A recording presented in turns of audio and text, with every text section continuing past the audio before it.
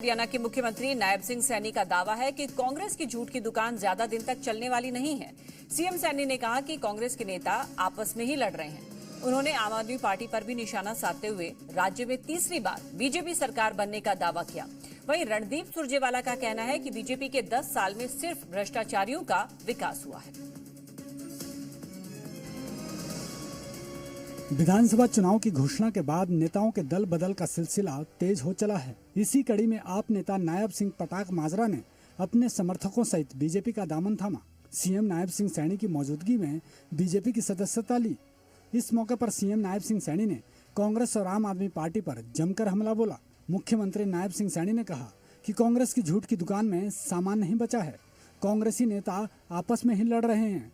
CM Saini ने कहा कि बीजेपी का ग्राफ तेजी से बढ़ रहा है और 4 अक्टूबर को हरियाणा में तीसरी बार बीजेपी की सरकार बनेगी।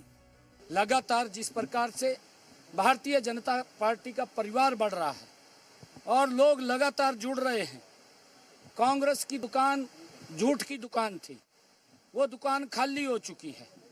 उस झूठ की दुकान में अंदर सामान नहीं है। उस दुकान के अंदर 2-4 लोग बैठे हैं और वो लोग झूठ बोल रहे हैं। उनका एक ही ध्येय है कि भाई झूठ बोल का कोई मारा तीर में तुक्का लग जा तो हम लगा लें, और नहीं लगा तो बैठे आराम से। ये स्थिति कांग्रेस की है।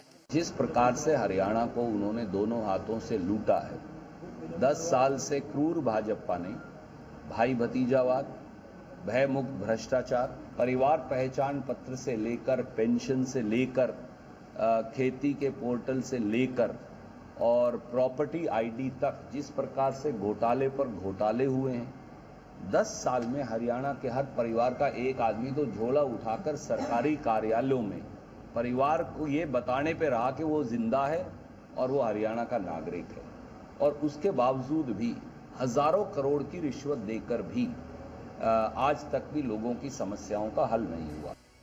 वहीं कैथल में रणदीप सुरजेवाला की मौजूदगी में कई लोगों ने कांग्रेस का दामन थामा। इस मौके पर कांग्रेस के राष्ट्रीय महासचिव रणदीप सुरजेवाला ने कहा कि बीजेपी के 10 साल के शासन में भाई भतीजावाद और भ्रष्टाचार को बढ़ावा मिला है। उन्होंने परिवार पहचान पत्र, प्रॉपर्टी आईडी के नाम पर जमकर भ्रष्टाचार का आरोप लगाया। मुख्यमंत्री नायब सैनी ने आप के राष्ट्रीय संयोजक और दिल्ली सीएम अरविंद केजरीवाल पर भी निशाना साधा। सीएम सैनी ने कहा कि खुद को कट्टर ईमानदार बताने वाले भ्रष्टाचार के मामले में कांग्रेस से भी आगे निकल गए। भाई दिल्ली के अंदर ये मैं नहीं बोल रहा हूँ, ये वही बोलता था, मंचों के ऊपर बोलता था कि मेरी सरकार वो कट्टर ईमानदार है, मेरी पार्टी वो कट्टर ईमानदार है, सवाल करेगा बनना।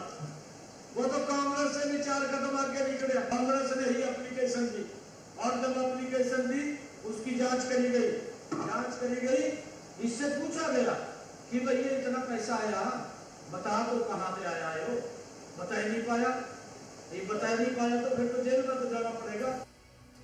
हरियाणा बीजेपी को भरोसा है कि प्रदेश की जनता तीसरी बार उसे सत्ता पर बिठाने का काम करेगी, जबकि कांग्रेस और आम आदमी पार्टी का दावा है कि प्रदेश का हर वर्ग बीजेपी की सरकार से दुखी है और चुनाव में बीजेपी का सुपड़ा साफ हो जाएगा। ब्यूरो